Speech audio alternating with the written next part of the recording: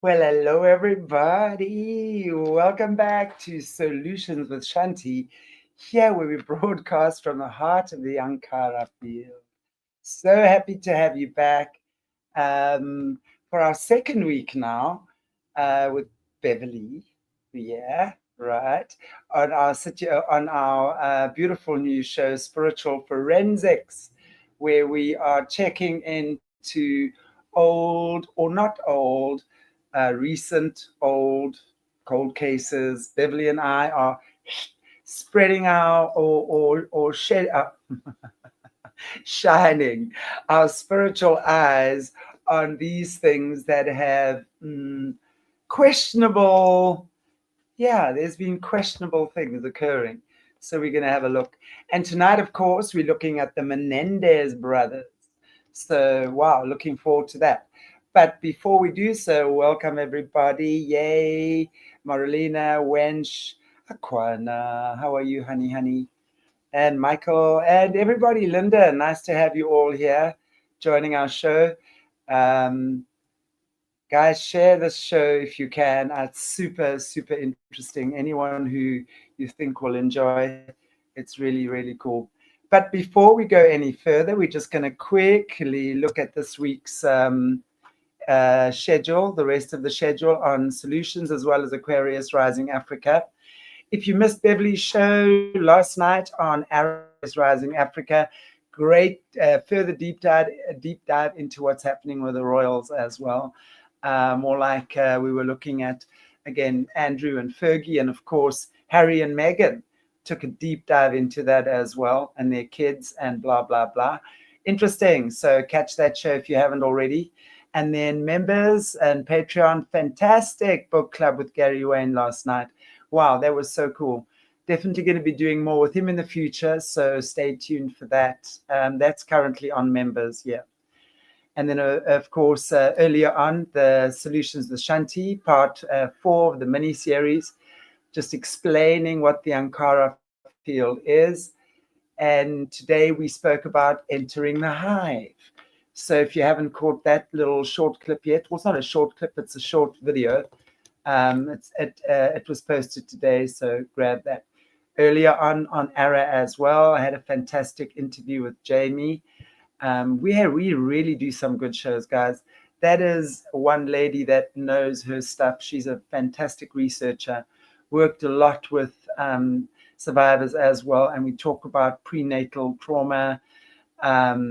I think that this week we were speaking about sort of the early years once the kid's born, after the prenatal trauma. It's very interesting. And these are the things we really need to know about because they make such a fundamental difference when we understand how this stuff occurs. We can then start understanding trigger points in ourselves as well. You know, we spoke a little while ago about sibling bullying and sibling rivalry. That was such an important topic to understand how that stuff actually never ever ends until you go back and resolve it. Very amazing. Anyway, Jesse, tomorrow, Thursday, Solutions with Shan. So, yes, there is going to be a show posted on Thursday, so watch whatever that one might be. Friday, drop in with Chanti, where I'll just catch up for the week. And Saturday and Sunday, we're doing the rehums, but as usual, just check the schedule. And again, before I bring Beverly on, we want to just say thank you to Spooky2, who's our sponsor for the channel. And I'm just going to play a beautiful video of a with spooky products. First, a few facts about me. I am 92 years old. I do have a plethora of ailments that I carry around with me. Thankfully, they all hit at the same time. I got involved with spooky in the year 2020. I was diagnosed with infectious fungoidal cancerous mass in my sinuses. The surgeon told me he was sorry, but this was not treatable, as I would probably die on the table. He gave me a broad-spectrum antibiotic and sent me home with approximately 2 months to live. He also ordered a PICC line, which is a tube threaded up my arm vein to my heart to go after the infection. 6 weeks of intensive IV meds and the spooky technology and I'm standing here with you today. My daughter, Christy, was involved in alternative medicine at the time. She had a spooky plasma generator with a Fanatron tube. She brought this over, programmed it, and positioned the tube next to my head. Turned it on and left it running 24/7. Approximately 2 or 3 weeks later, I awoke soaking wet, but feeling great. We went back to the surgeon for a checkup. He couldn't find the cancer cells and was shocked but happy. However, and this is the sad part, he didn't want to know what he did as it was all experimental. So I started thinking, if this worked with the cancerous mass, what else would spooky help? I do not take any pain medication except for occasional ibuprofen or acetaminophen. I do take some meds. I also take amino acids and antioxidants.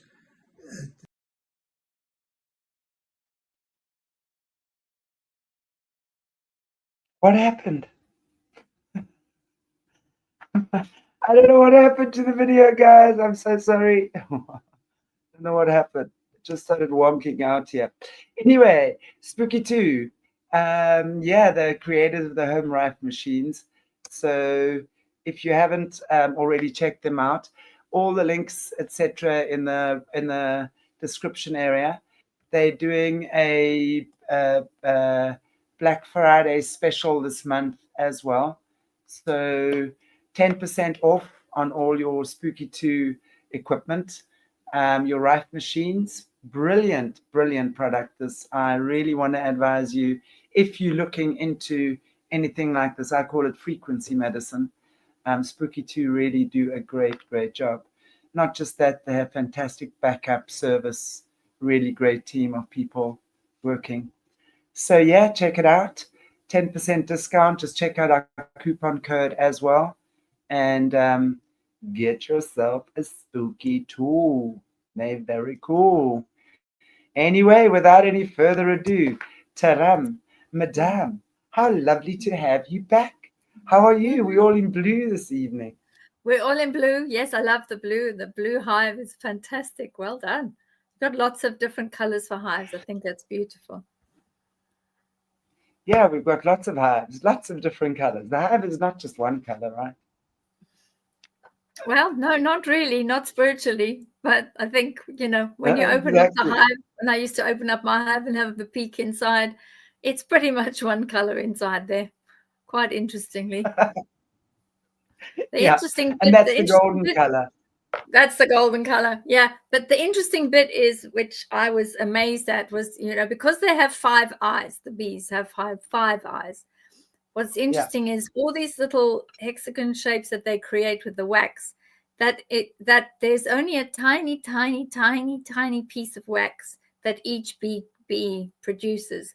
So all these hexagon shapes that they fill with honey, it's millions and millions of tiny pieces of wax that is used to create that. I always thought that was amazing. I mean, listen, we know bees are incredible.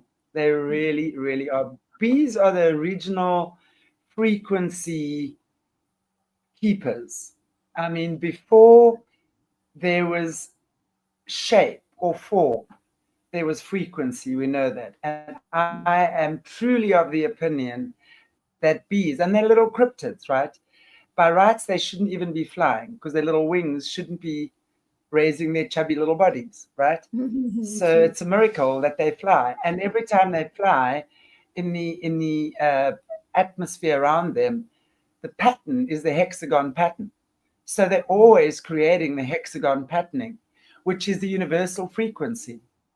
And I have no doubt, actually, that they were the first little creatures that took shape, because they are the frequency keepers of the hexagon. They are. And they're little flying miracles, man. They are little flying miracles. They're so funny. And they can recognize humans. They can recognize our faces, which I was quite surprised. I was so surprised at, because when I go up to the hive, what I do is I go tap, tap, tap, tap, tap, and I tell them, because remember, bees are deaf. They can't hear. Yes. So I tap to get that dum, dum, dum, dum, dum, because they can hear that vibration. And when you walk up to the hive, you can see the little faces. They turn to say, oh, it's the big bee. And then they come around and say hello. But what's very interesting is when they have an orientation flight, they come out of the front of the hive. You'll see they'll come out of the front of the hive, the newbies, and they will go up and they'll circle around, and you can see them looking at the sun, looking at the ground, looking at the tree that was that side, looking at the fences, and getting themselves orientated. And exactly what you say, they create that hexagon, and then they pop back in again, and then they know exactly where they are. And there's thousands of them. When you have those that all come out and have an orientation flight, that humming is incredible. Absolutely. And I want to tell you guys, really, those of you survivors especially, if you are being affected by direct energy weapons or voice to skull, anything like that, go onto YouTube, find the beehive sound, just the recording of the bees in the hive. Pop that into your ears, play that in your house. Watch those fake frequencies dissolve. Yeah. Watch. This is the original frequency. And guys, I cannot tell you enough, if you haven't been watching the stuff on the Ankara field, and if you're into wellness and healing, healing is really about balance. You've never been broken. You've never been shattered. Yes, fragmented perhaps, fractured perhaps, but they've lied to you more than anything. They've fractured your mind more than anything. And the sound of the beehive, remember, that's the original frequency, right? That brings you back into resonance. So if you're interested in really coming back into resonance, follow what we're doing. It's not about what we say. It's no longer about people standing on their pulpits and preaching. I am so sick and tired of the nastiness in the survivor community. I am so sick and tired of show hosts that turn on each other.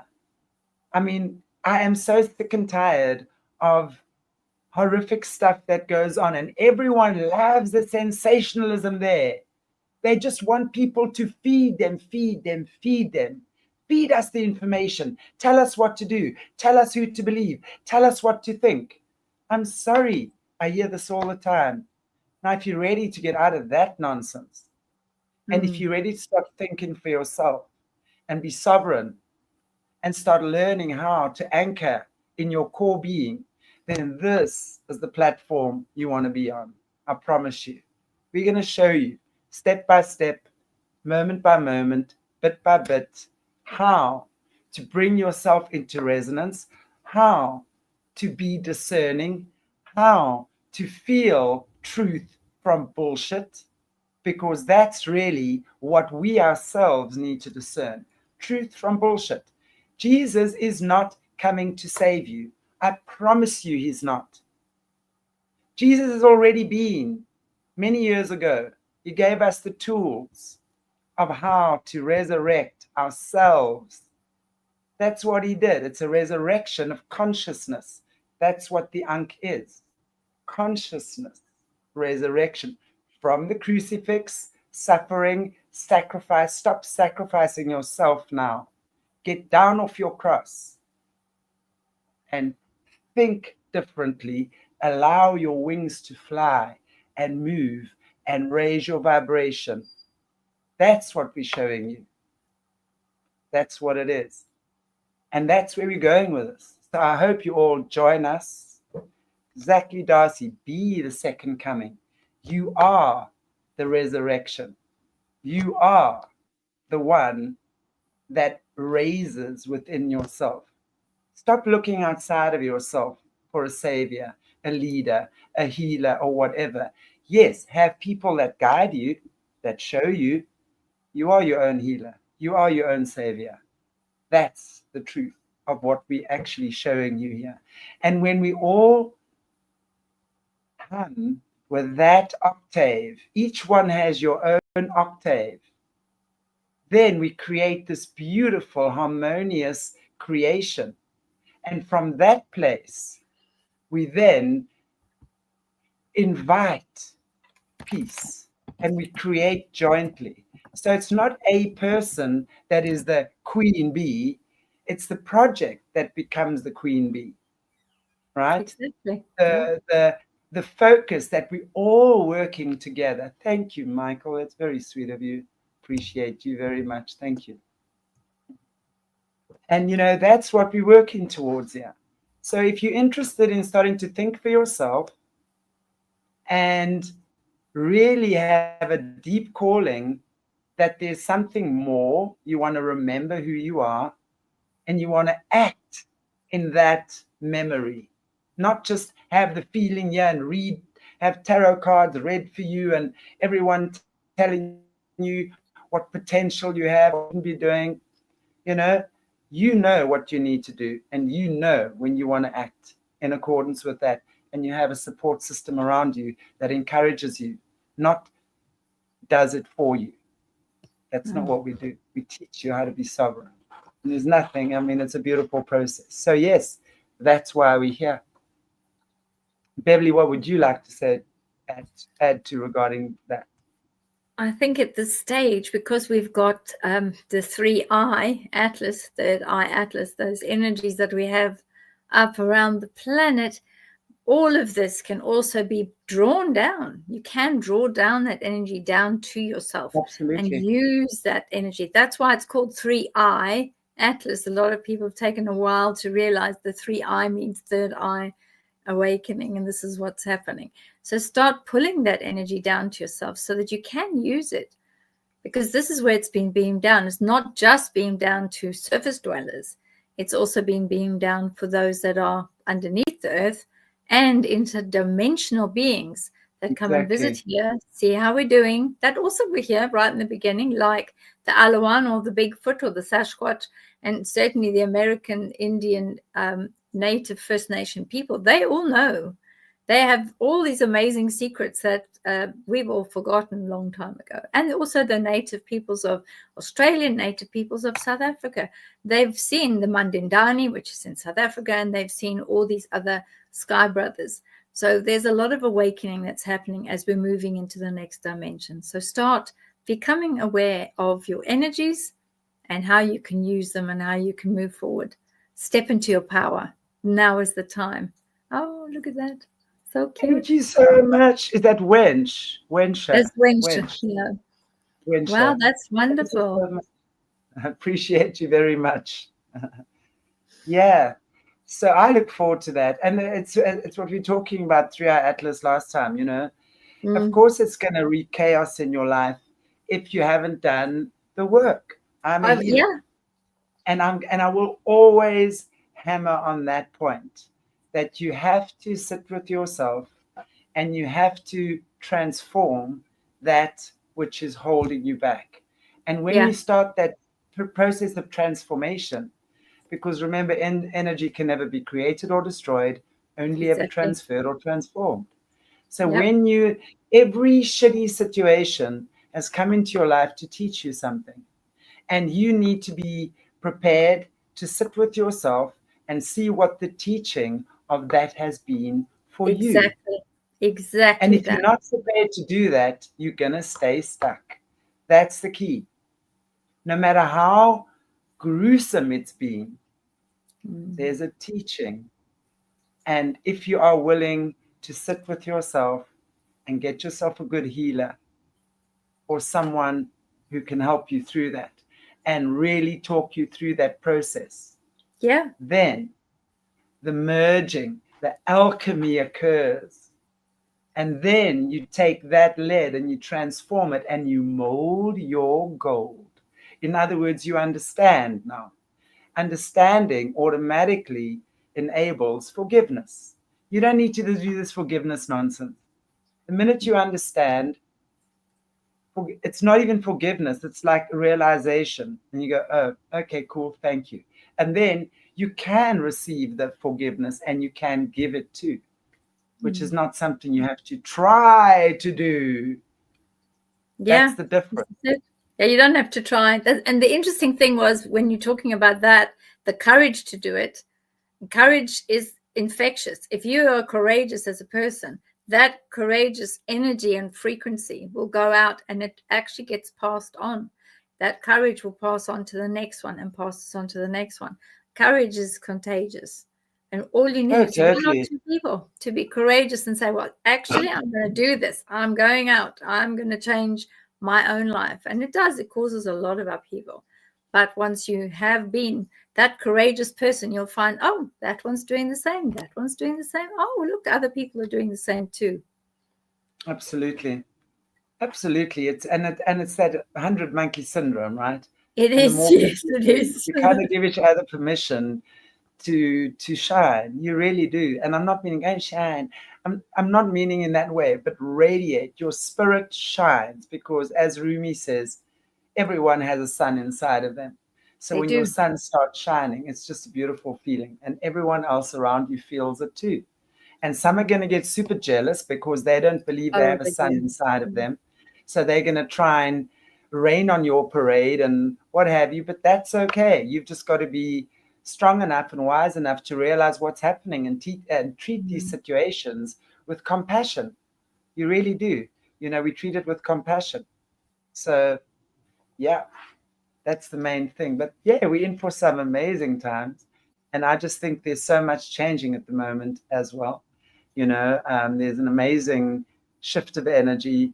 I'm just seeing, a lot of survivors speaking up again. There's a whole new wave of survivors that are bringing out their stories. And yes, a whole new wave of BS as well, right? Yeah. So this is where we decided we've got to bring that magnifying glass. And that's where the Ankh is so beautiful, because part of the Ankh is the magnifying glass. It will show you truth and it will show you deception, right? There we go. There's mine. There we go. Snap. Indeed. Anyway, so let's get on to this evening show, which is Menendez brothers. Interesting. And I want to just go through, and I don't know if everyone has heard about the Menendez brothers, but I'm just going to, for those of you who haven't, I just assume everyone has, right?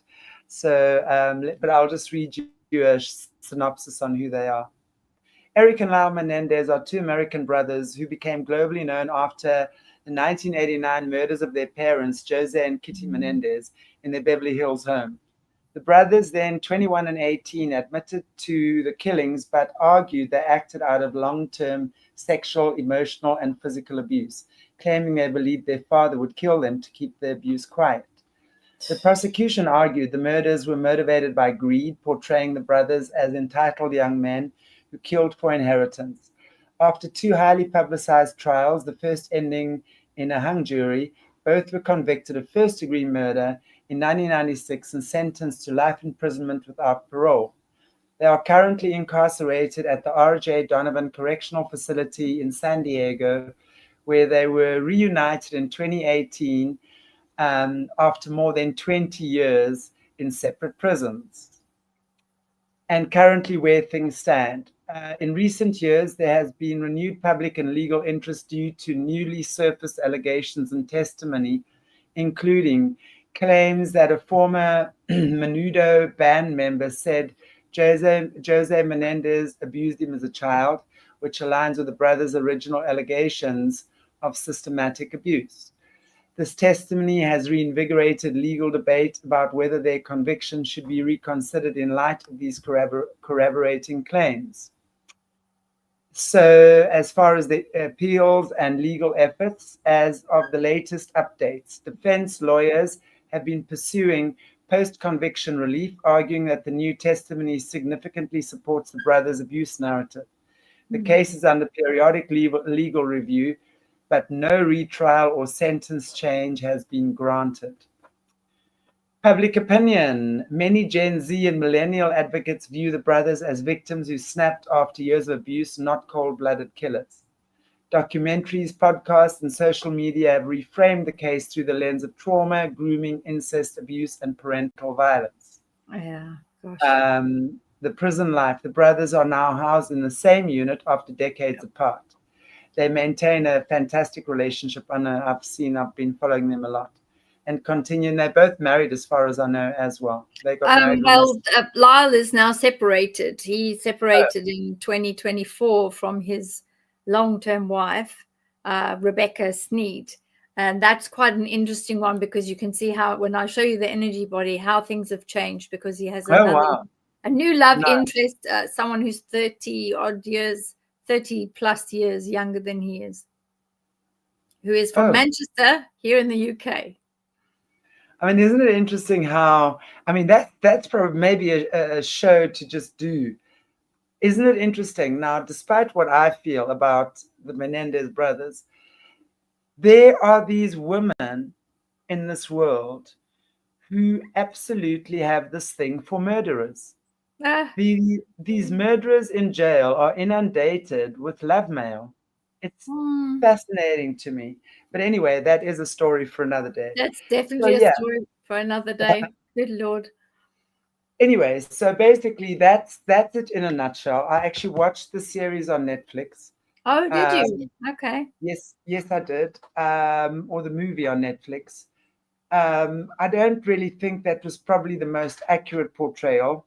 Obviously, it's been a little bit glammed up for Hollywood purposes. It explains, yes, it doesn't go into the abuse, it goes into the allegations of abuse, right? Okay. So you don't really go into that side of it in the movie, but then kind of see, the brothers plotting and planning, and you kind of were left feeling you didn't quite know. And I think that is really at the end of the day. But then since then, I must say I've watched a lot of documentaries and stuff on what happens, having family members speaking out, and just knowing what happens now in the music industry. And I have no doubt those parents were as gross can be, both of them. But anyway, that's now over to you. So what I've done is to let everybody know, I've taken Lyle Menendez, who is 57 years old as of today's date. And then we've got Eric Menendez, who is much younger, 54. And some people used to say the twins, and they're not twins. They're brothers. They're born a few years apart. But I will say, in preparation for the energy images that I've created, they are very, very different, extremely different. And you will see by the changes in the energy fields and how they look, you will see it's very obvious that what actually took place and where the leadership was and how this leadership came about.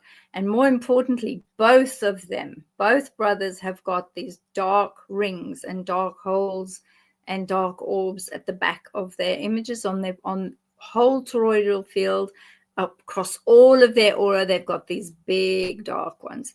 So we know that there's that level of infiltration. And that level of infiltration only takes place when there is a level of trauma that is so high at a child or young person level, that young person or the child cannot deal with it.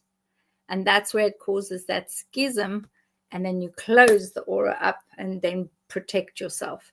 And this still happens with survivors today. Survivors today, if they get triggered, they will still do exactly the same thing. They will shut off, put down all these huge barriers and blocks and walls. And we see this particularly in Lyle's aura. So that you'll find very interesting. One of the images that I've created as well was, you will see that there is a cross barrier across the entire top area, which covers over the heart chakra. And this shows that particular brother was completely and utterly locked out of his feelings, because he was not able to cope with those feelings. When you see that, it's just one single image that I've shown it because I want to highlight it. And that would have been the trigger that, that sometimes these crimes of passion happen in an instant. And when I was in South Africa, there were 2 or 3 crimes that I worked on where a woman had actually shot a man who was R-wording her 4-year-old daughter, my next door neighbor, actually. And I said to her, how did you get to that point? She says, I don't know. She said, I just saw what he was doing to my daughter, and I just opened fire on him. And this is where I think it's very similar to a lot of the trauma cases where these kids and these children and these young people are pushed and pushed and pushed and pushed, and then they cannot take it anymore. So I do consider like this premeditated murder. Don't know about that. Yes, they decided we're not having this anymore. If they come at us again, that's it. You know, that's tickets for you. You're gone. You come at me again, I'll take you out. And I think that might have been 2 days or maybe a day before. When I was doing the research, I think it was about a day and a bit before the shooting took place. I think they had drawn a line in the sand and said, definitely. You do see a little bit of that as well, you know, and I think the older one definitely had more influence over the younger one, Lyle, over Eric, because Eric obviously being younger, but neither one of them knowing that the other was being abused, actually. And then, of course, Lyle being the abuser of his brother as well, because he also abused Eric at a point in time until he realized that was wrong. And then that he openly admits that too, right? So poor Eric was being subjected to more and more abuse from, and then, of course, there was the story of whether the mother knew. And if the mother was involved in any way as well. My feeling is she certainly did know. I think she was complicit in the abuse. I really do. She knew what was going on, at the very least. I still haven't. There was rumors of her actually being abusing her sons herself. There was a lot of rumors around that she was also actually sexually molesting the boys. But whether that happened or not, that's speculation. But it might be something good to look into. I just want to pop up a couple of pictures here for you guys if you haven't seen what they look like. That's Eric there, the one closest to the camera, the younger one. And that's Lyle, the older one. And this obviously when they were in court. And there they are again, and now how they are today, what they look like today in prison. Yeah, these are quite recent pictures within the last year. Those were taken. And then, of course, just a young picture of them as youngsters. Obviously, really good at tennis. Tennis was their game, and that's one of the things why I was so intrigued. But anyway, should we pop up the first pic?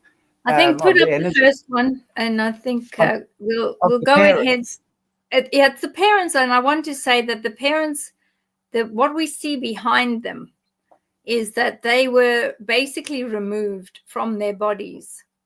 So they would not have, where you see the two of them holding hands and being removed, they were not, apart from the mother, her Kitty, she actually stayed in her body. The dad, Jose, was pulled out and pushed up. The pictures of the individuals around the area of the side is all the ancestral individuals that have been watching this nonsense play out. So if you have a look around the edges, you've got all of the images of the male individuals that are saying, oh my God, this is ridiculous. And this has happened. Sorry, I just want to say, I don't know why, but it's obviously a video, so it plays and then it ends, and that's why it can't stay on. So I'm just trying to find a way that it can stay on, because as the video runs through, it ends. It ends. Yeah. So you've got all the chakra points. As you can see, the chakra points are not that stable. But part of that is the male person. So the Jose person who was from Cuba, he was pulled right out of his body by the ancestral beings that you see. So he would not have had that level of suffering. What was interesting is that with her, which is why she grabbed out for her husband, the Kitty person, unfortunately for her, she did not have that level of understanding, and she did actually have some level of suffering, because she started, even when they shot her, she started moving towards, she was crawling out and trying to get away from them. They had to go back to the vehicle, reload the shotgun, and come back in and do one last shot, which then it dispatched her across to the other side. So where they are at the moment, and where they have been for some time, since 1989, is they have been dealing with their issues. They are going through blue light, they're going through healing, and they're going through, why did you do this? What were you thinking? Why did you, all the soul requirements for this lifetime. That's what they're going through right now. And they're still, because they're still bound together at a soul level, because of what they went through and because of what they did in this lifetime. This is why we see the two of them together in spirit, trying to unpack and deal with the level that they had caused, because this is part of this ancestral trauma, almost like an ancestral curse in a way. And that's why we see all of the different ancestors around the corner, around the side area. So it gives you a really good feel of what has happened to them, because this was part of their soul plan. It was part of their soul journey, and it's part of their own, not retribution, but it's their way of dealing with what it was that they had caused in their own life. It's a direct result of their actions, and it's the two of them, not just him. It's the two of them. And that's why when I saw them, they were together trying to deal with all of this. So yes, Jose was the main one, but she was not totally innocent in this. Do you think she was actively involved in the abuse from what you can see there, or was she turning a blind eye? I think she was a person that knew what was going on, but pretended she didn't know what was going on. She knew full well what her husband was doing. She knew also that, he was involved with some very strange things. But, because of the way she felt about him, but more importantly, how she felt about herself, she did not have the courage to break away from him. She also did not have the courage to take her boys and move away from him, because I think he would have found her wherever she went. He would have found her. So basically, in a way, she ended up being a partial victim. But she did not engage with it, but she turned her back on it. She didn't stop it, which is like a tacit agreement, if you like.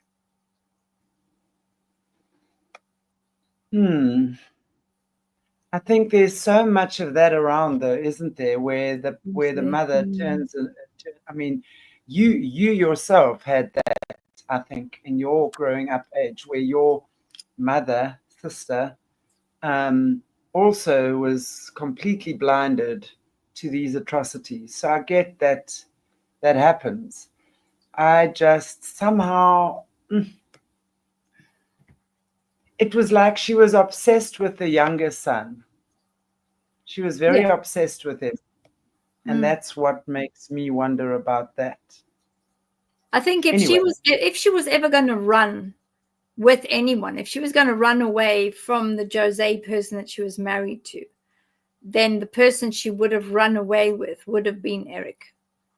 Because she did, she was almost obsessed by her son, because she kind of felt, well, if I can get out with Eric, I can start a new life. I can have my son to myself, and I can basically scrape all the rubbish off the slate, have a clean slate, move somewhere else where nobody knows us, and we can have a life. But she never stood up to the Jose individual, her husband. She never stood up to him. She never challenged him.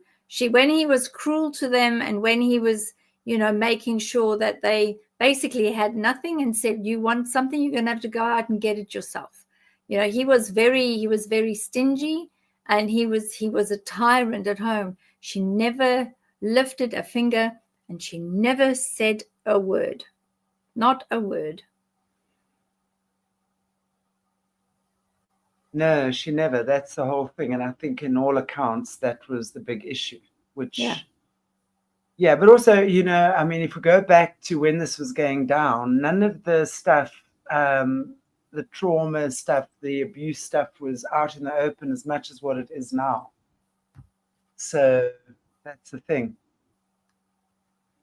That stuff was so much better concealed back then. Yeah, anyway, it's not a good thing. But I do think, remember, you know, when we're talking about the 3-eye atlas, we're saying that the 3-eye atlas energy and light, particularly the light, is going to be shining in on places where people do not want that light to be shone. And I think that this case is one of the cases where the light is going to be shone and things are going to come out that people really don't want to see or know. And I think that it will make a change. And they have applied for parole. And I think that with the new evidence and with what I saw when I had a look at these two, the parents, with what is going to come up about them specifically, even though their brothers are trying very hard to sort of cover things up, like the uncle is saying, oh no, the boys never had this, they were never part of any trauma. But actually we've got other witnesses now coming forward to say Jose did X, Y, and Z allegedly. This is going to make a difference to the case. This case is going to come back up. Certainly next year we're going to see it's going to be a resurgence of, let's look at the evidence, let's have a look at what needs to be reviewed. Let's look at the evidence against these two parents, against Jose, against Kitty. And more importantly, they are going to look at the Cuban connection with Jose, because there was a lot of evidence as well around the physical abuse, the violence, and the type of background that Jose had from the Cuban side and the people that he was running around with. None of that has come out. And I think that is going to come out next year. What do you think the Cuban connection is with him? I mean, obviously he is Cuban. He was Cuban. Yeah, he was. Yeah. I think part of that Cuban connection is, we know that there is the transportation of little people and the transportation of other items, you know, that they end up putting in crates and people stick up their noses. So, you know, there's all those connections as well. You know, this man, yes, he got himself a degree, and yes, you know, he did lots of good things in various firms, but the level of wealth that he had accumulated, and, you know, particularly his Beverly Hills mansion and everything that he was part of, how quickly was he able to accumulate that level of wealth? And the type of position that he had would not have accumulated that level of wealth that quickly. So there's lots of questions, and that's why it's good that the two of them are together trying to work through what their sole contracts were, because they didn't have a particularly nice contract. And, you know, when they went across, they were literally taken out together. They were unalived together, because that was the agreement that they made before they got here, that they would push these kids. They would push them to such a point, breaking point, where they went blank and just lashed out and said, that's it, no more. It is. Yeah. I mean, my last encounter, when I was still in the house, and my adopted mother came to me and she started her nonsense, and he started threatening me, etc. After I'd run away the first time. The very last time, she came in and she came at me with a broom, and she said, I will beat you that no one will even recognize you. And I can tell you categorically, I turned around and I became this something that was, it just sounded like a wild animal. And I just grabbed that broom and I took it and I broke it. And I said, you know, expletive, you come near me, I will effing unalive you. You touch me ever again, and that's the last thing you will ever do, ever. And I just growled my way out, and I literally pushed her right out into the passage, slammed the door, and then sat on the bed and thought, oh my God, now I'm going to be in for so much trouble. I'm not going to know what I'm going to do. But I think that she was so shocked that I would dare to speak back to her, because she would say things like, how very dare you? How dare you speak to me like that? What do you think you are? You're a nothing. Yeah. And I can see that in that split moment, I went straight back and said, you come near me, and that's it. That's the last thing you'll do. So I can see that energy would push a person, especially a young person. I mean, I was, 15 and a half at the time. And that was when the last incident happened. And that's it. That was the line in the sand. And I said, I'm out of here. As soon as I can get enough money together, I'm gone. And that's exactly what I did. 6 months later, I was able to get free. So I can see how those two boys had been pushed and pushed and pushed and pushed. Yes, I can see that. Yeah, I can definitely identify with that. Okay, let's have a look at the next one. I don't know what is... The next one, I think, is, let's have a look at there's one that is this one here is, this one specifically is Lyle Menendez. So, okay, which one do you want first? Do you want this one? That one's fine. Yeah, that one that you put up is fine. That's Lyle. So Lyle, You'll see later that the images are very, very different. So Lyle, particularly, as he's 57, so he's got a very, very long history that's captured in all of his energy bodies, etc. They're all there. But the most important thing we see there is these black orbs that are at the back. So this is a lot of energy swirling and a lot of darkness that came into him. So out of the two boys, the Lyle Menendez one is the one that was most affected by all that was happening. Also, you'll see on the side of the picture, there is this young girl that's floating in his energy body. So that is Millie. That is the new girlfriend from Manchester in the UK.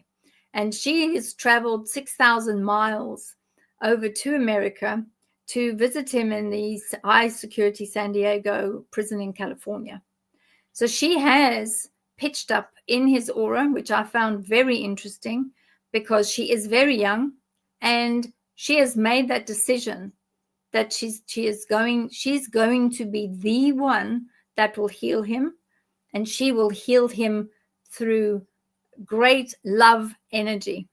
So this is why his wife, and she's still his wife, Rebecca Sneed, who he married in 2003, that's why you don't see her energy body or any of her energy at all in his toroidal field or in his aura, or any of the space that's around him.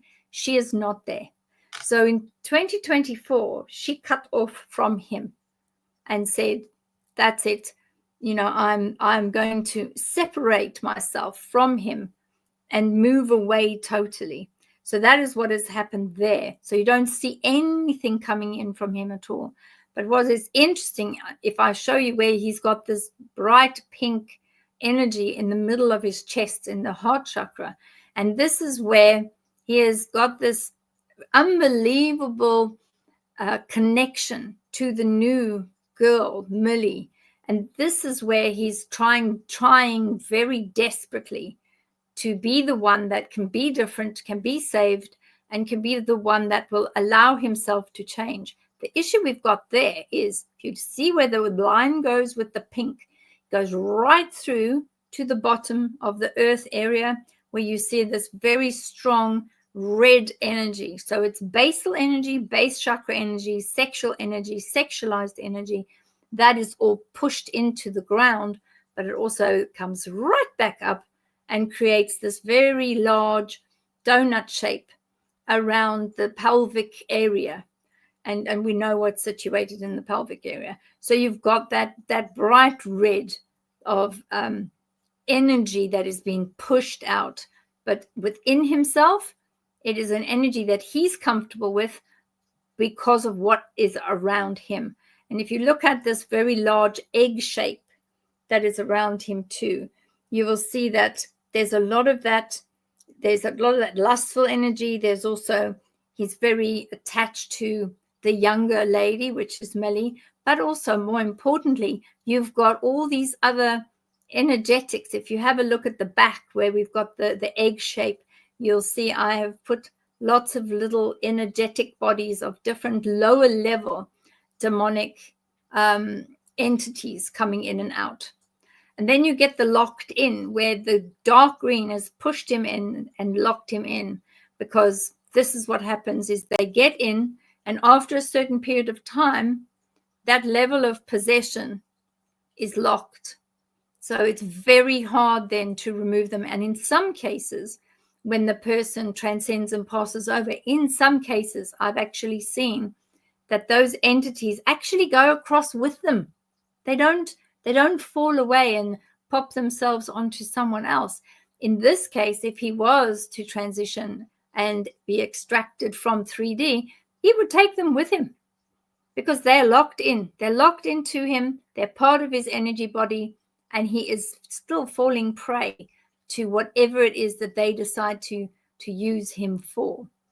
Then we look at the... Sorry, I just want to ask you, when you say they, and these entities, I mean, I can see that in there. And of course, I can't imagine prison is a fantastic way to clear your aura, right? True. So he would be in a lot of challenging situations there a lot of the time. But I'm like, it's interesting to me what you're saying is like, are you saying he really doesn't have a choice at this point in time? At this point in time, he's trying. That's why he's got that little pink, that lovely pink energy that is being created by Millie. Millie is the one that is creating that pink energy. She is the one that decided, as part of her soul plan and her soul contract, was that she was the one who was going to go forward and try to save him from himself, but also be the one to show that actually this man does deserve to love and be loved, and she was going to be the one that makes the difference, because that is part of her soul contract with him. But actually, if you look at the overall picture, it's extremely dark. Yeah. So he would have to, he would have to be the one that says, I am going to be the one that makes the difference. Because the issue with him too is that because he wasn't with Eric for such a long time, and that they'd only been brought together again as brothers into the same prison only much later, he did feel abandoned. He did feel ostracized. And all those feelings that he had as a young lad, they were all there. They're still there. And even though individuals, clinicians and others are trying to work with him and try to clear as much as possible, they haven't really, when I see this energy, it should be far better than what it is. If they've been working with him collectively and correctly, and if they understood energy and not just, doping him up and giving him tablets and, and just making him have the talking therapies that really, doesn't really help him very much. If they were helping him to move past and clear it, he should look better than he does now, and he doesn't. I so get that, and I can so get that abandonment thing, because when you see how they were separated, they didn't know they were going to be separated actually, until the court case ended, and then they were put in different buses and taken to different prisons, which I think was very cruel anyway, and I think it must have been a great trauma on both of them. That was a great trauma, because they were very, very close. And I think that's probably why they called them twins. And I wanted to kind of look at that, because when we're looking at this whole satanic cult and how they twin, I'm wondering if there was ever anything like that with these two, that they were actually twinned and then gone through this experience. Because if we look at Menendez, right, the father, he was well entrenched into the system. And I have no doubt he was doing SRA long ago already, because that's part of what we know now is the industry that he's in. So I'm wondering, from that perspective, were these kids taken into the system as young boys? Were they actually tampered with energetically?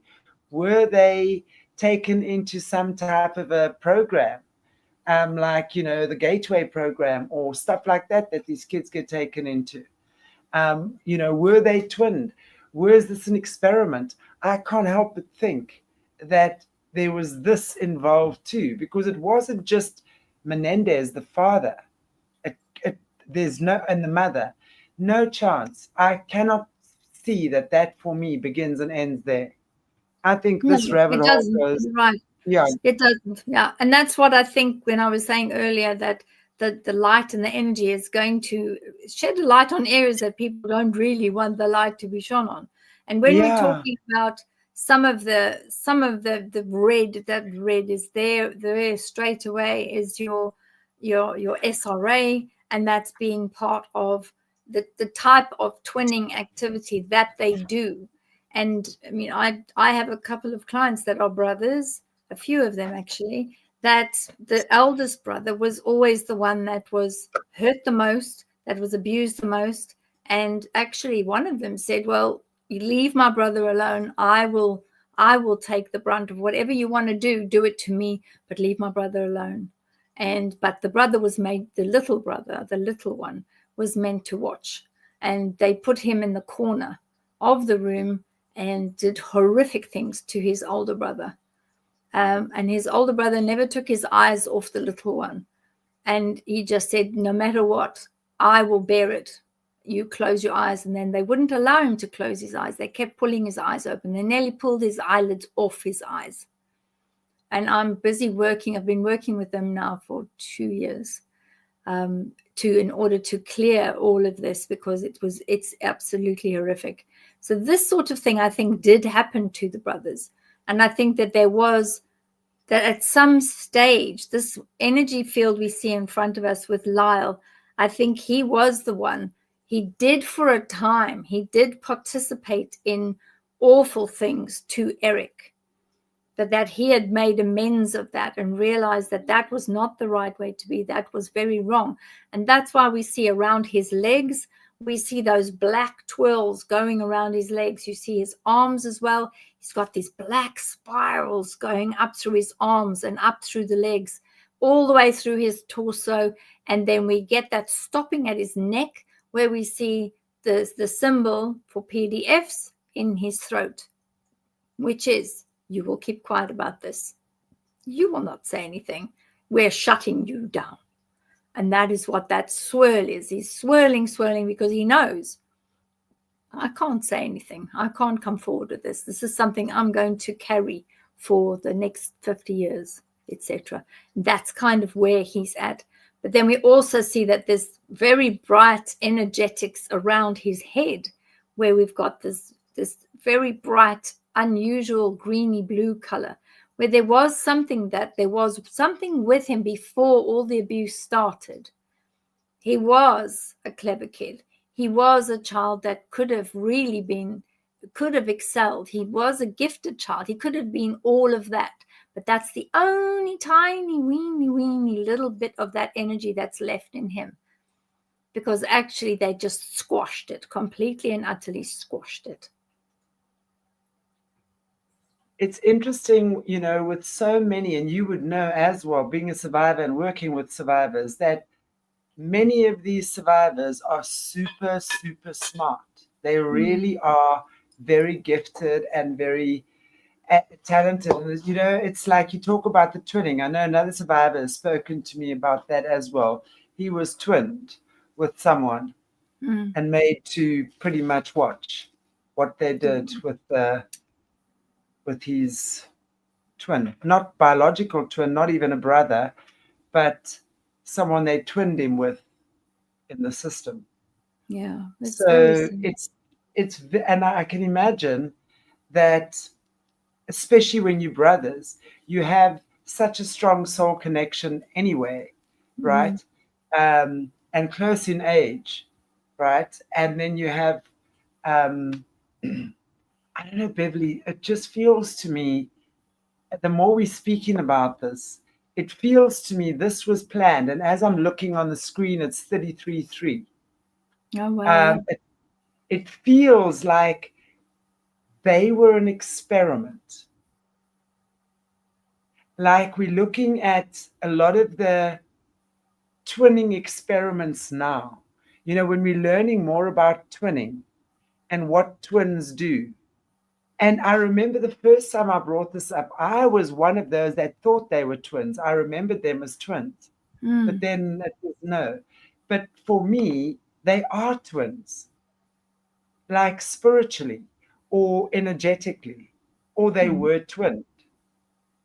And it's almost like and if you're looking at what your previous show was, your previous picture was saying, it's like the mom and dad came in with a soul contract to push these boys as far as what they could. Yeah. This was why. Because these boys had an experiment on them, a twinning experiment on them to see how far they could be pushed. And then not only were they able to commit this homicide that stole the headlines, but obviously went, then spent their money and acted like these rich kids thinking they might get away with it. But then Eric's conscience caught up with him, okay, as it always does, right? But then the next level of the experiment is now let's unexpectedly separate them.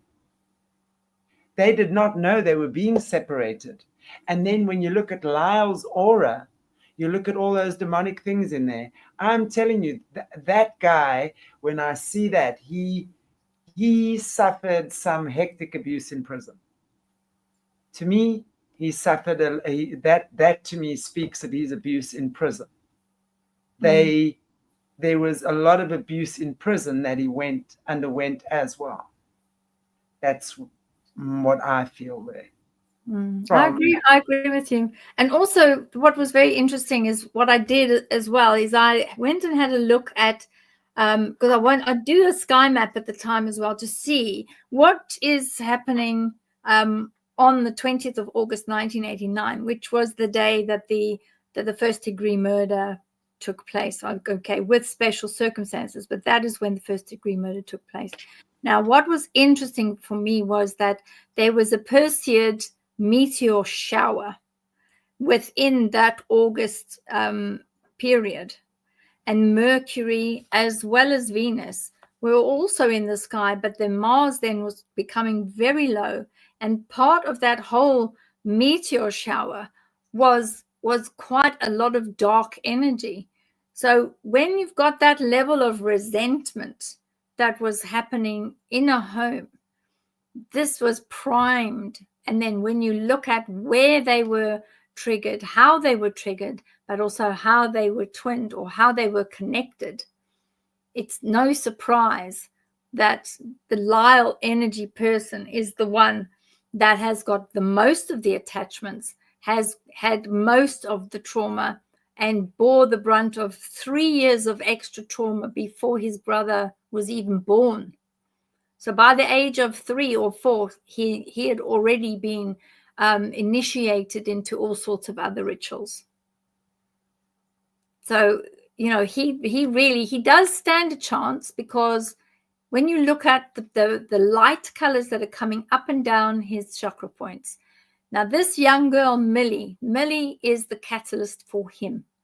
And if he is able to draw down that light, want with all of his soul to make a difference to his decrepit life by being with this young girl, he does stand a chance. He can remove all of this. He will have to work really hard. And I would imagine that by the time he's 67, in 10 years' time, he would have been able to remove most of this because of that young girl's energy, because she has a very pure soul about her, and she is chosen as part of her soul path that she will stand by him, she will be with him, and she will be the one as his person, because he's been married twice before. That's the person that was sent there to save him. So it's up to him now He's got his person. He knows Millie is his person. And she has the ability to bring him through this, get him past this, and heal him more than anybody else has had in the last 50 years. What was the energy of him and his previous wife then? The one that Rebecca Sneed, and there was another one before that as well. There was another one that he was married to before. Rebecca Sneed is more of like a Hollywood character who was more interested in, you know, monetarily and fame and all those sort of aspects, more interested in what his situation could do for her. I don't think she was particularly interested in him as a person. And that was, you know, that person was a karmic relationship. You do get karmic partners where you marry someone and they're there because you have to deal with either some past life issue or there's some karma that you had together that you need to sort that out. And this Rebecca Sneed person was someone that he needed to clear it, cleanse it, close it, and get on, so that he was ready for the Millie person. And that's why the Rebecca person, although she moved down towards California near San Diego to be close to the prison, she now knows that Millie has also moved to be at the university close to where the prison is. And that's why she's now separated from him legally last year, because she knows full well that her cycle with him has come to an end. Her contract with Lyle is done. The soul contract is finished. He needs to be freed now so that he can move forward with the Millie energy, because she is the one, she's the one person, his person, that will be able to help him move forward, help him heal, help him become a whole person and remove all this other awful stuff that's around him. Listen, this guy's been in jail for 30 years and he's been married 3 times. He's had more of a social life than me. How the hell? Oh dear. I mean, I think maybe we should get put in jail if we want to get married. How funny is that? Lord, how funny is that? Let's move on to Eric Menendez. He's 54. Is this Eric? No, I don't know which one's which. This one, no, this one is this is the precursor to the full Eric picture. Okay, let me. So this one is that's the full picture. The one before is the precursor. So let's go to the previous image. This one. Yeah. So this one, I've specifically taken that to show you that. Remember, I said to you that the Eric individual had been locked in. And he'd been locked across his head with the top 2 chakras, so third eye and top chakra. And he had also been locked in with his heart. Now, the heart chakra is very interesting because it's pink. And that is where he was able to be married to Tammy. And he married her in 1999, all the 9s. And Tammy and him are still married. They're still linked with that energy. So not only is that pink energy closed over his heart, so they're both safely connected to each other. But what's very interesting is that because he's locked in, he doesn't really have much of a say over his own energy body. And this is why we see that the tendrils are there, which is the level of control that Lyle would have had. And some of the remaining little red streaks that you see at the bottom would have been the Jose nastiness. And then we go to the next image, which is the one where we've got all of the colors and all of the information in it.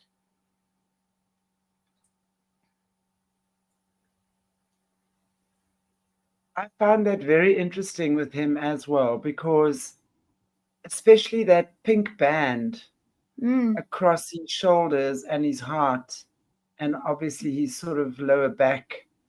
Yeah, he's locked, totally locked area locked would be in. affected, right? Yeah, absolutely. Yeah. Locked in. That tells me, I mean, and especially when you look at the sparks around his head, that there was so much thought control going on. And he didn't know which way to think anymore, this poor man. guy, boy. At the time, he was a boy. He was a boy, And because he was really being abused by all three members of his family, yeah. by Yes, his he was. father, his brother, and his mother. And there was a lot of stories going around about how she would sleep in the bed with him and stuff like that. And that's what I'm saying. It's like it would, now whether that's true or not, again, that could just be gossip in the tabloids, but it wouldn't surprise me when you look at how these cults work, Yes. and especially if she was a witch. If she was a bona fide witch, which might still come out as well, she would definitely have been doing sex magic with him or one of the boys. That's very, very normal, actually, when it's in the cults, when this is the case. So that would still not surprise me. So when I see this picture, I see this poor kid. He's like strapped in. He's like paralyzed. And all he has is these thoughts, crazy thoughts going on in his head. Wow. And I mean, it's very definitely when you see the next image, you'll see that there's a lot of generational items that came through. And the contract for it's here. So we've got all of the ancestors at the back there. And we didn't have that in Lyle's. We have this generational connection in the Eric Menendez person, because with him, and 27th of November was his birthday, so he has got a good connection this month where he could decide, you know what, I was the one that my ancestors chose to be the one that would bring this out, that would have a spark of conscience, that would have a spark of guilt, and I would be the one that would be the one to make the difference, because he is the one out of the two brothers. When you see the light scatterings at the top of the image, this is where the light is starting to penetrate to him. So the light will get to him. And I think he is the one that will break this generational curse, because the ancestors at the back there, they're all behind him. This is why he was the one that broke under interrogation. He was the one that came forward. He was the one that came forward with all the information. He was the one that said, I can't do this. I've got to say what happened. And this is where you can see the colors at the bottom, all of those reddish, funny colors there, they're starting to be removed. And this is where, when eventually this level of light at the top is going to eventually cover all of his body, all of his energy body. The spirits of the ancestors will be the one that will impress upon him. Do the right thing. Tell your story. Say what you need to say. He's not quite there yet, because that's why I've said it's going to be either next year or the year after, that he will start coming out with the truth about everything, because he's kept everything very quiet. He's not said very much. He's not told on his brother. He's not told on the rest of the family. He's not told about everything that was going on, but that is coming. And this is where these big black spheres are that you see, is a lot of that is starting to be removed, and it's transitioning out of his aura, out of the toroidal field, because the spirits of the ancestors are saying, you are the one that is going to stop all of this. You are the one that is going to shed light on this. So you can see there's just a quarter of him at the top there, just a quarter, not more, just a quarter. And as we go on, and particularly after his birthday, which is the 27th of November, we are definitely going to see a change in him. And he's going to start questioning, should I say this? Should I do this? And the more he's sleeping and the more he's being able to, you will see all of this energy will expand and expand and expand. The ancestors will stand with him. He will be the one yet again to make the difference. So it's a very unusual way that all of this has worked, because you've got that sea urchin type creative activity that's happening around his head. We want all of that beautiful white sparkliness. We want that to go into him, go into his body, go into his chakra points. We want it to spread so that he has the desire finally to tell the truth and shame the devil.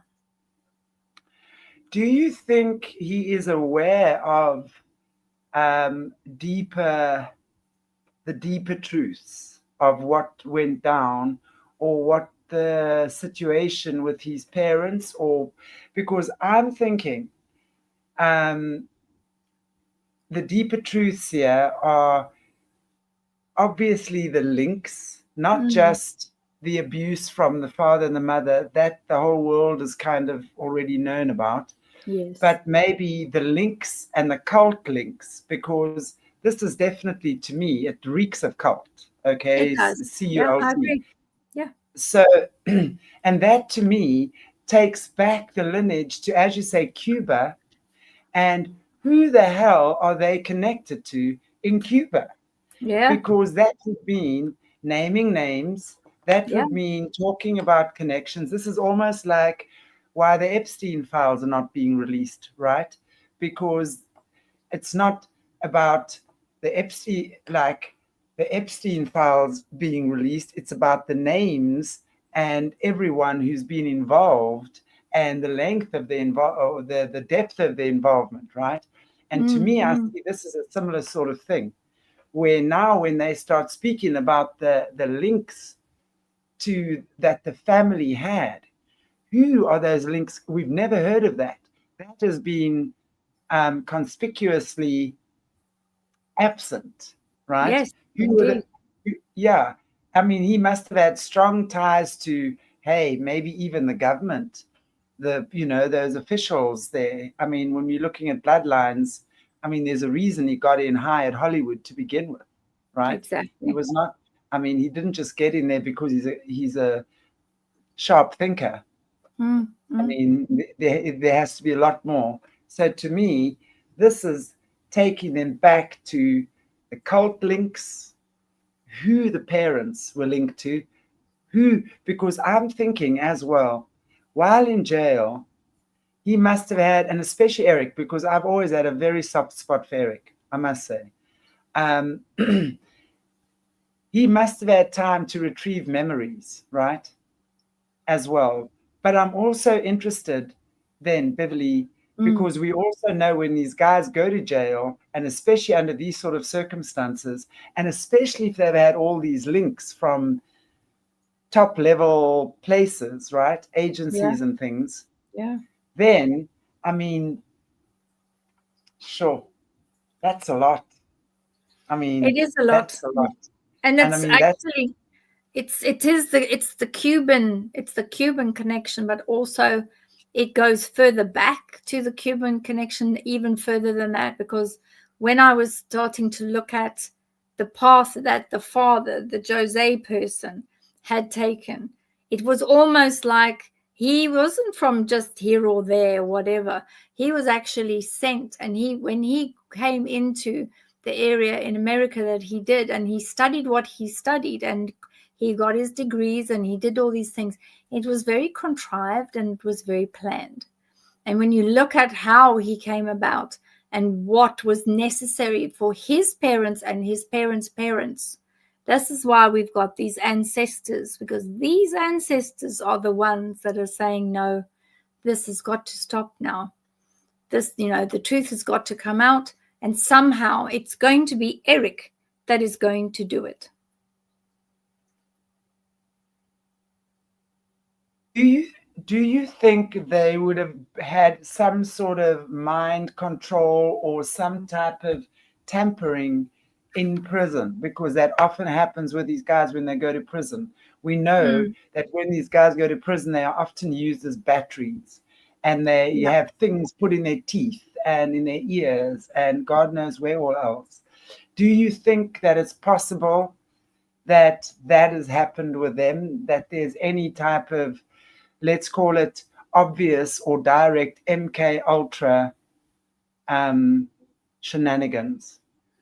I think there was something specific that they were chosen to do or to be part of, but I think that because of who they were progeny of, so Mary, that's Kitty, and Jose, from the two of them, I think that because of how they turned, remember also that because they were not given monies, they were not helped in any way. You know, the Jose person was an extremely cruel person, and he had made sure, he said, I'm giving you nothing. You have to go and get your own money. You have to go and find your own way. So they did resort to other crimes. And this is something I think that is always left out, is that they were stealing. They were breaking and entering.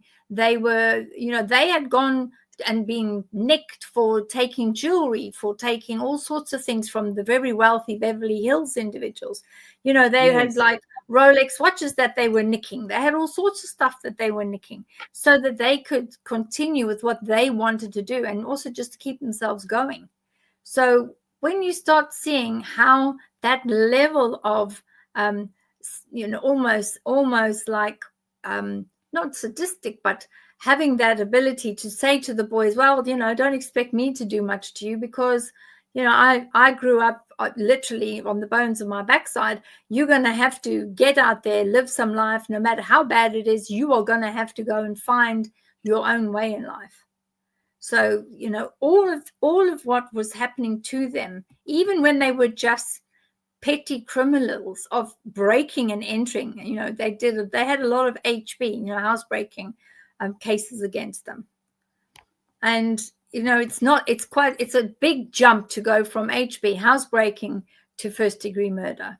And in fact, when you see individuals like some of the police that I've worked with that are criminologists and that do these reviews on criminals, they often say to me, it's very, very rare to find someone who's just a housebreaking person, a burglar that's going to steal, the silver, the family silver, and the jewelry and the watches and that.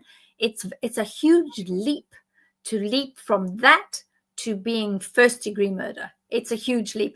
It's almost unseen in a way. So that told me, yeah, this is definitely something pre-planned, and it was something that ended up with some form of mind manipulation. If not mind manipulation, it would have been SRA. They would have had a scenario where suspiciously they ended up being pulled into one of the cults. But we have to wait and see, what is it? What is it that how far were they pushed? And the Eric person then turned himself in completely. And he'd gone to pray, believe it or not, he'd gone to pray in Israel. Yeah, that's where he was when he decided he was going to return back to LA from Israel. He'd gone there, he was praying, he was also in a tennis tournament, and he came back and he decided, I can't do this anymore. I'm going to give myself up. And so Eric is the one who is going to be the person that makes a difference. That breaks this.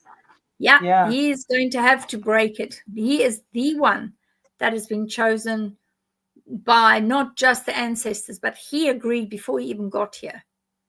He agreed that he was going to be the one to make the difference. He was going to break the contracts at a soul level, and he was going to be the one that stops all of this. Because also he didn't agree with the fact, that his mother, Kitty, was a major alcoholic and drug addict. And that was what Jose was doing. He was encouraging the mother to continue drinking. He would come home with, bottles of whatever her favorite tipple was, and he would make sure, if she wanted white powder or she wanted something else, he would go and get it for her. Absolutely, complete enabler. Because yeah. he also knew that would have kept her compliant, right? Yeah, all of these things. And then you got to wonder why she had addiction issues. So often we hear, especially in the 60s and 50s and stuff like that, going back then, how many women were alcoholics because they really didn't have a voice. They were completely subjected to whatever they were subjected to by their partners or husbands. rather. There were Mm. there were mainly husbands then, not many people living together back then. But and of course, alcohol becomes their easy place to escape. Yes.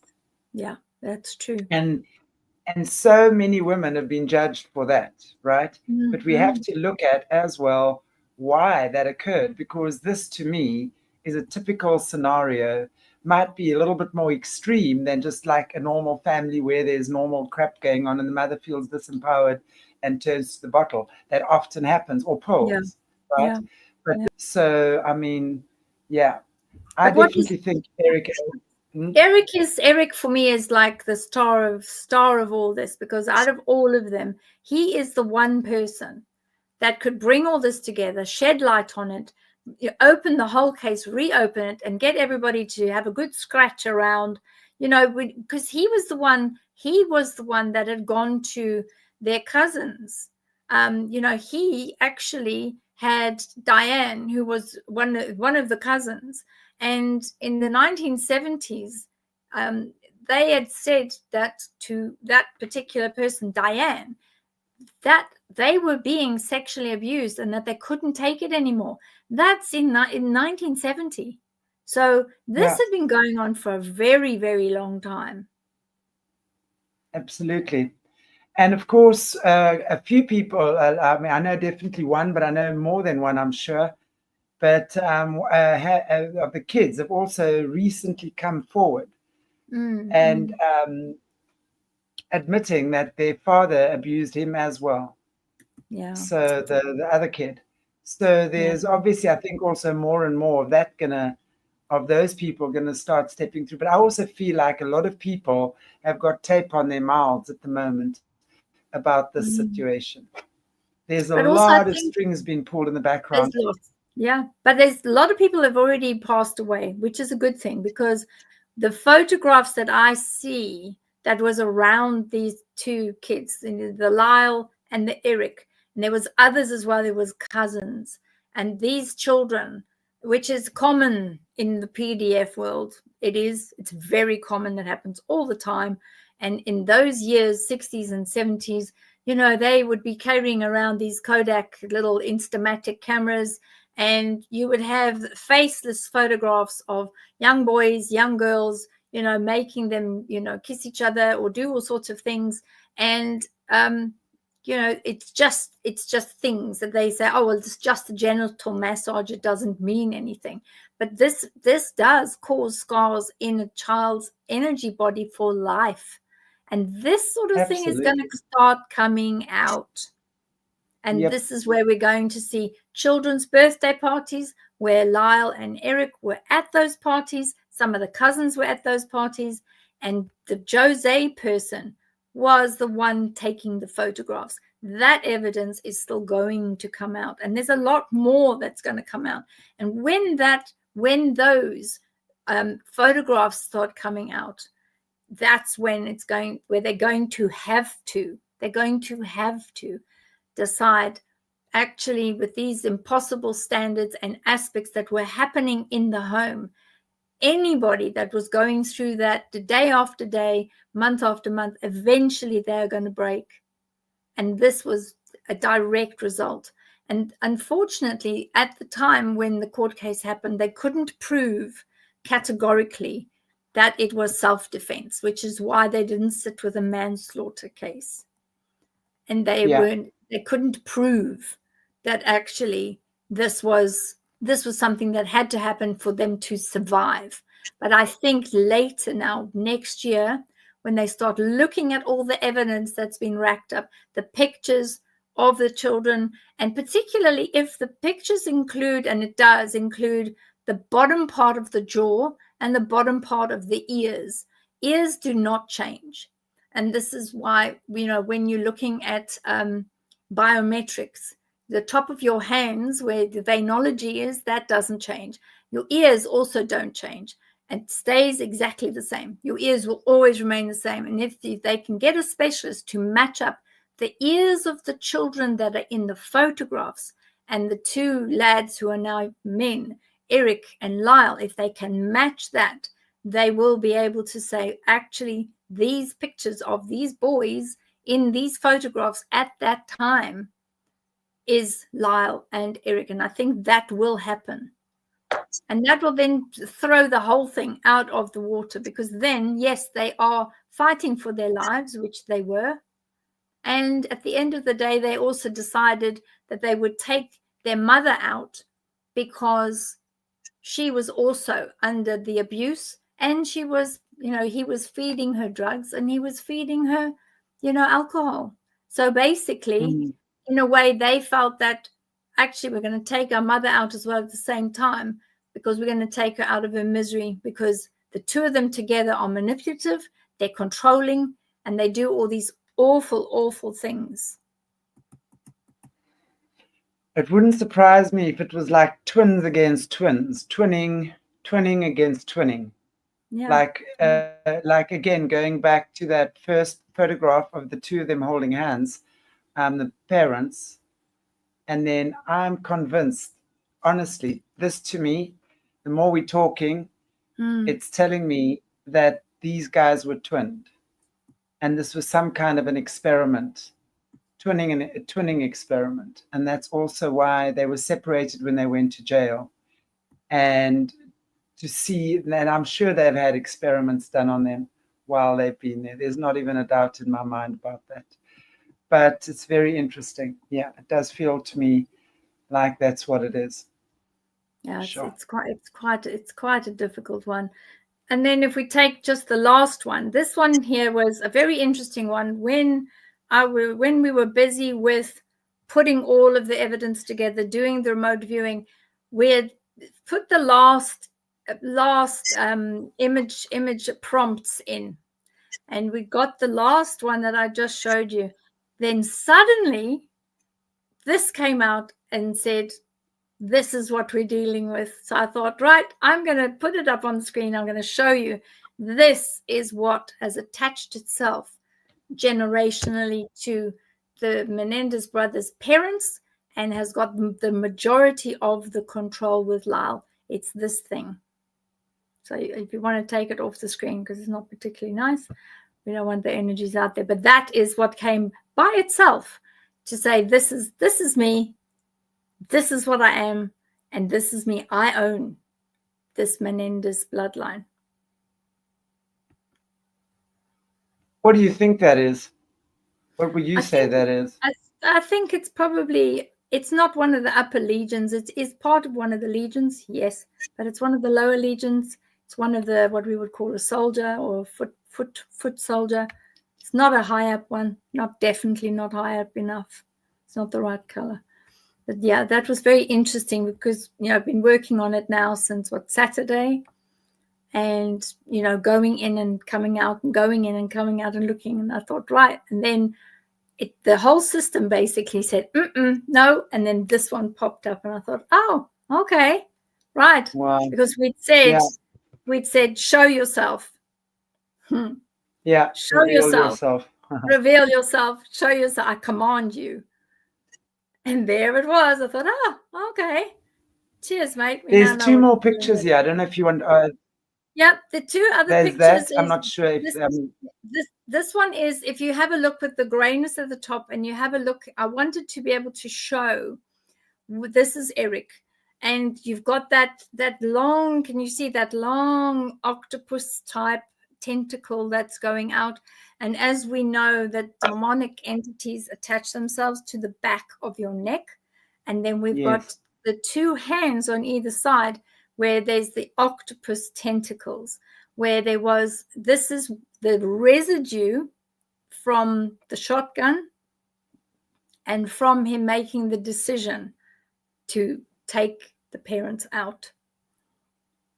That's the energetic residue. I just wanted to be able to show it, that this is what Eric is with, but if his aura is very, very different, very, very different to Lyle's. Wow. And then there's this last one here. I don't know. The last one is where he is projected to go. So this is Eric again, when Eric is at the point where he can transmute the energy of the pink and the locked in syndrome. And again, as I said earlier, where those lovely white, pure energies start coming in, where he goes to forgiveness, where he unburdens his soul, where he is courageous and wants to change and wants to grow and wants to free himself. This is where he's going to start moving towards, and push down all that red, all that anger, all the pain, all the suffering down into the earth and release it. So this is where I think next year, this is where we think the Eric person is going to grow towards. Wow. It's a bit different. Yeah, that looks pretty good, I must say, compared to the other stuff we've seen. And so there is redemption, and there is a level of saving and savior side to the person, to the Eric person. But I think, you know, the person that Jose was, he has to be extracted, because that's where the issue is.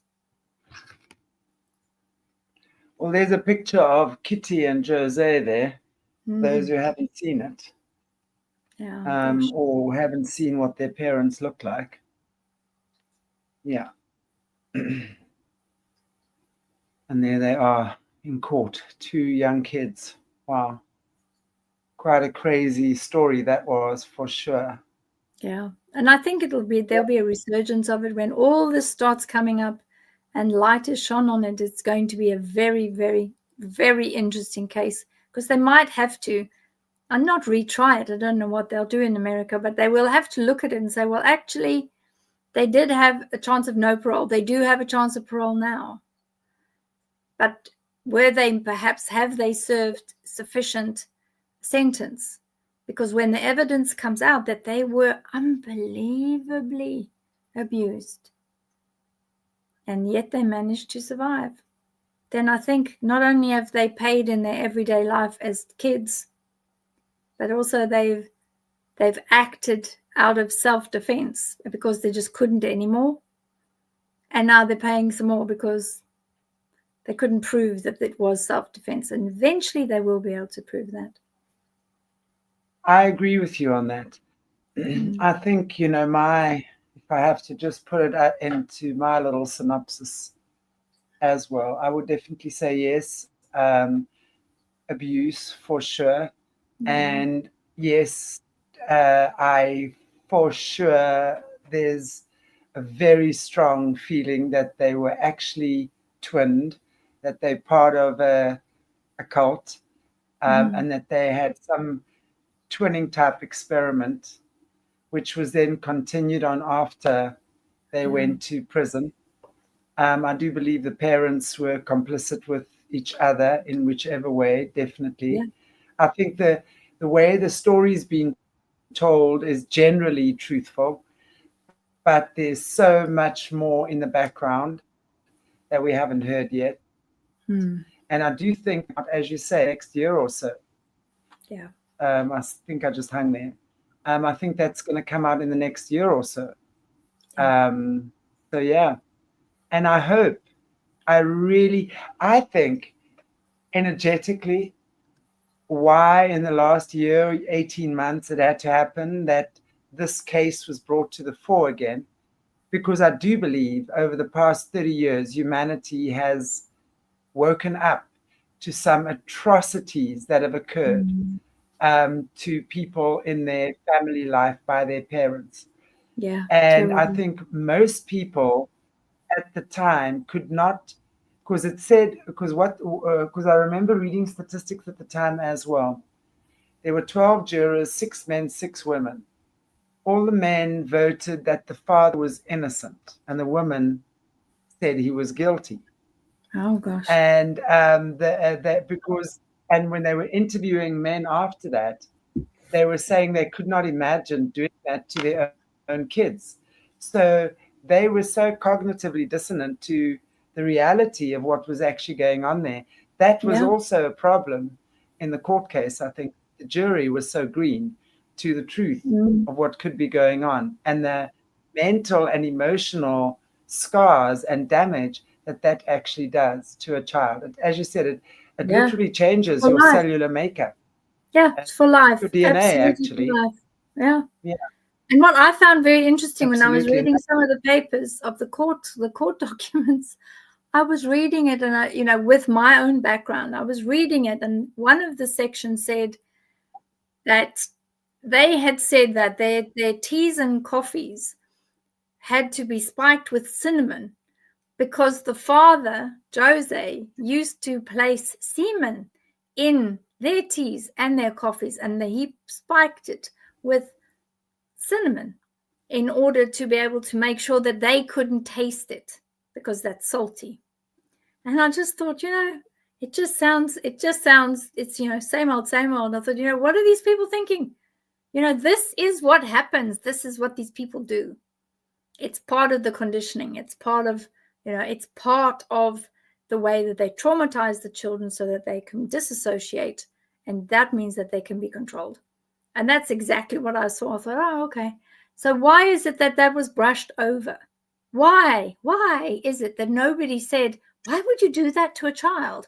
You know, why would you put bodily fluids into tea and coffee that the children are drinking and then hide it and put cinnamon in it so that nobody knows what it's trying to hide? You know, this is all common in SRA. I'm sure you've heard it many times before. You know, it's the old trick. Yeah. Shove toothpaste in a particular place, and then, you know, the child will be so focused on the pain that the toothpaste provides that when you start with your nonsense with the child, they'll be so focused on the toothpaste. But the problem is, in future, every time you smell toothpaste, that's it. Your mind is already thinking, oh my God, now what's the next piece that comes for me? And I think, you know, I am so grateful for the past 5 years, especially for all the survivors coming out and sharing their testimonies in the way that they have, because it does highlight cases like this. And I'm sure there are going to be many other cases that are going to come to the fore as well.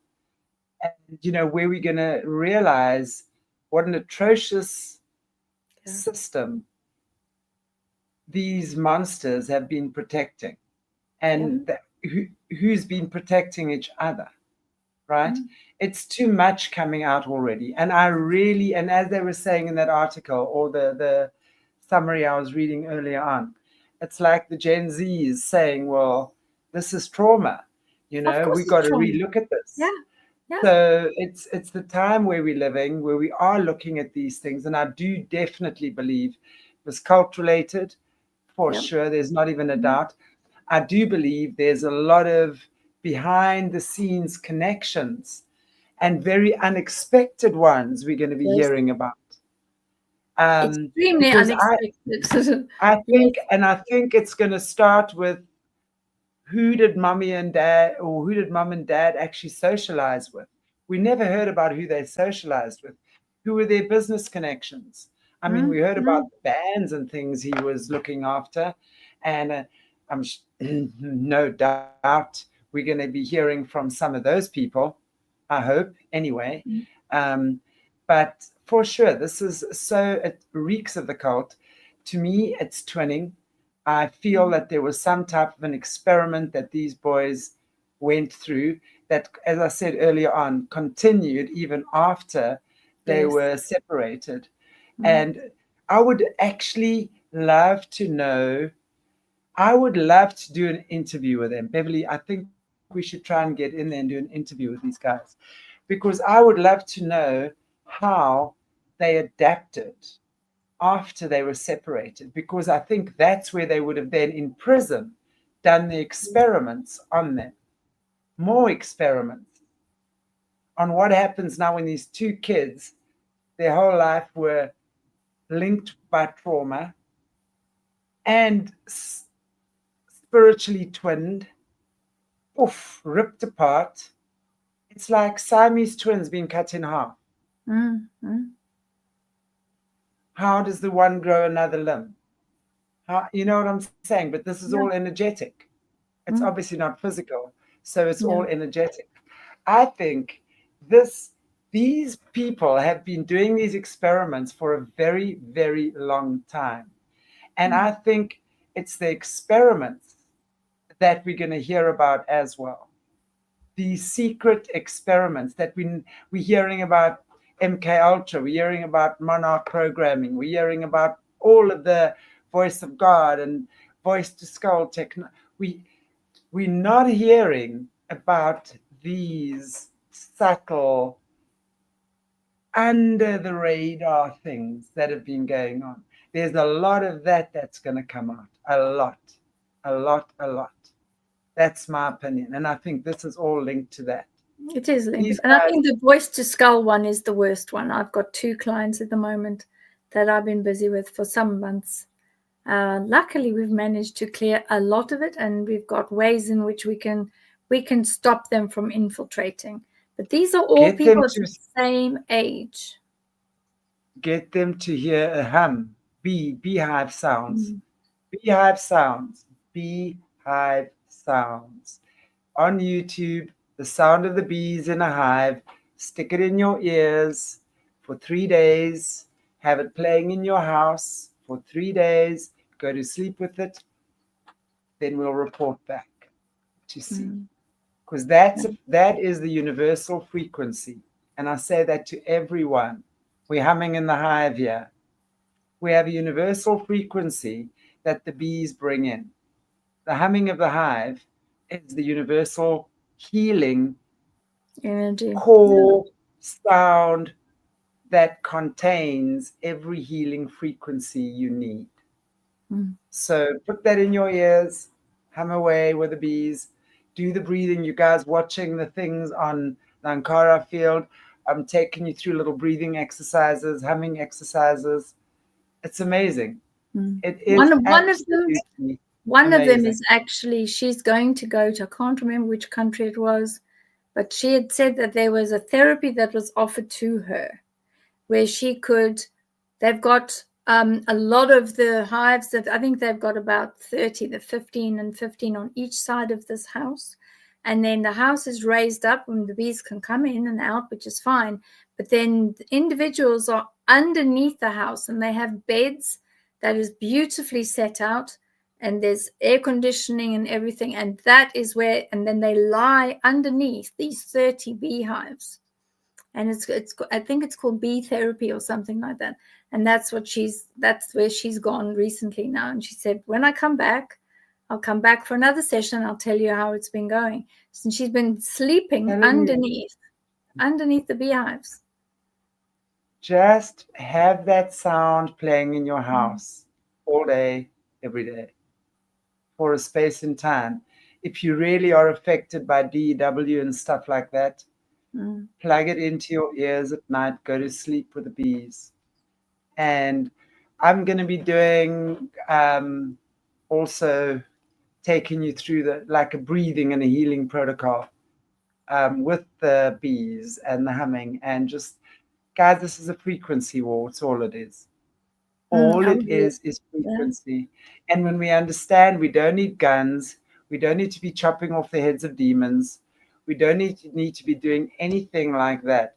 We literally change our frequency and we raise our resonance. And the sound of the bees is what shakes the dark nest. You all know that I've been watching the stuff I've been putting out lately. I talk about the dark nest. This would be the Menendez thing would be the dark nest, right? It's what happens. And as we just come in with love and resonance, it shakes everything open. And remember, when you're humming, nothing dodgy, nothing static, no illness, no entity, no outside attachment can stay in a body that vibrates. So what is humming? It's vibration. And what happens when you hum? You vibrate. So all things start being released. And yes, you've got to be conscious because you can start getting moody and angry. Of course that happens because you're releasing stuff that's been sitting in your cells. So it's a beautiful time for healing. continue to join us on this journey, all of you, please. This is really, Beverly and I are doing some great stuff together as well. Got some great stuff planned for the future on this channel. So join us, like, share, subscribe. And yeah, let's get the original frequencies hummed back onto this planet. It will transform of itself. People will start revealing themselves just because they do. It'll be the way that the energy is. We are not afraid. We are not terrified and cowering in the dark. We warriors, we heart warriors. We know how to operate. And we're not weak, that's for sure. Beverly, anything that you want to say? Where can people get hold of you for the rest of the week? Rest of the week, well, the diary is up to date. So awakeningacademy.co.uk. On the very first page, if you want to make use of the session, just press the link. It goes through to all the different services.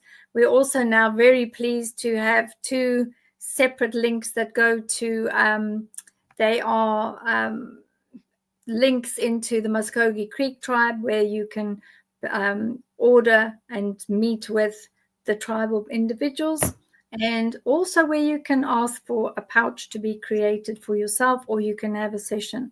So there's that now that's being offered, and that goes directly to those individuals. So which is a great honor to have that, because then it's raising money for an awareness for other things. But yeah, if you want to have those sort of sessions, there are sessions available. They are not the easiest sessions to go through, because it's putting a mirror up to have a look at what's in your energy body and what is it that would be best for you to heal from. But then at least it gives you a roadmap. And that's what's important. If you know what's out there, you know what you need to fix and how you need to fix it. Absolutely. I love that. Gives you a roadmap. It does. It kind of gives you that structure of how to move forward and how to do it bite-sized chunks, right? We like bite-sized chunks. Has to be bite-sized chunks. Exactly, Lord. Yeah. Thank you, Chanti, for everything that you do. I mean, for shining a light on everything, and for being able to bring, the frequencies of the bees and your new book, and that it really is going to be making a huge difference out there. Thank you, Beverly. And thank you for reappearing back in my life. I mean, you didn't know me back then, but I knew you in 1990 something. A long time ago, goodness. Yes. You all over the radio and everywhere. Who would have thunk that you and I are sitting here now? I mean, life is so amazing. Years and years later, 2 different continents, all over the world. Good Lord. Doing a show. So cool. And we have a wench with the wrench who's become a member of this channel as well. Where are you, Lisa D? Wait, Lisa D. You have become a member. Where's that thing? Oh no, where's the membership thing? I think it was right anyway, at the top. Okay, I wanted to just pop up Lisa D's. It's there. Thank you for our super stickers. Here it is. It's Leanne. I think it's, I can't see. And I've got my glasses on, Lori. It's called Lisa D. New member. There we go. You found Lisa it. D, you're such a star. You're always supporting our channel so beautifully. And thank you so much for all the special, amazing people that continue to follow us through this crazy, swampy ride. We're all in it together. We're all having fun together. And we all get out of it together as well. I'm not getting rid of you, babe. Don't you think you're going anywhere. You are here to stay. Thank you. That's lovely. And thank you, everybody. Thank you for joining us. And see you on Arrow tomorrow. Double Trouble with Jesse. And I don't know what's happening the rest of the week. The schedule's on. And yeah, I look forward to seeing you guys then. Take it easy. Thank you so care. much. God bless you all. And Be cool and just be kind. And if you can, be yogi as well. Ouch. I've been doing, yeah, Simona, you're in the chat. Simona's my yoga buddy. And we've been yogiing up a storm again the past few mornings on our sun salutations. Wow, that's I love it. wonderful. You need to be supple for the yoga. Bye to everyone. Absolutely. Having fun.